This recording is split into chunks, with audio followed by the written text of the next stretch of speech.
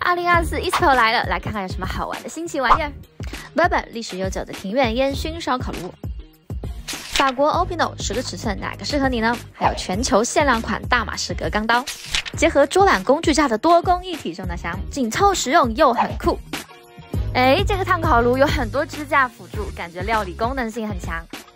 这个小玩意儿你猜猜看是做什么用的？Unifriend 双口炉很漂亮，这个经典款的茶壶炉有个小把手，确实很方便移动啊。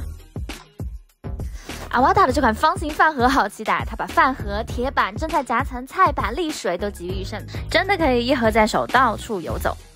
来自瑞典的瓦博板，风靡大人和小孩的飞跃球及各种户外游戏，让你一玩就上瘾，必须专题来介绍一下。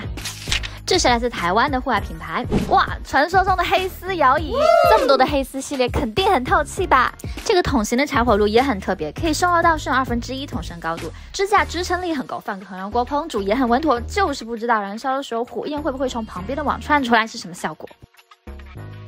哇，路布的爆款改装箱真的是有被吸引到了，侧边可以放塔灯，上面有活动桌板，底下有6个越野轮子，也是一个露营车，提起箱子就是一个大板车，对于露营搬运非常友善，而且侧边还可以外挂收纳箱，也有复古风格，还有多功或架高的桌板模式，非常期待。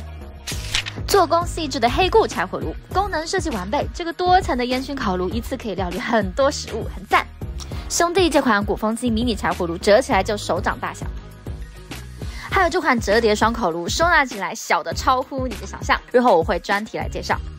比格之火和飞哥合作这款龙卷风柴火炉，火焰相当惊艳，我会实测来给大家看看。火风这次展出了很多轻量的器具，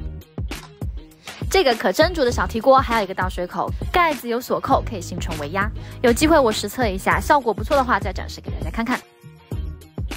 这个集成厨台在户外应该是很实用的，还有很多有趣好玩的，真的拍不完。那就先跟大家快看到这里吧，我们下期再见。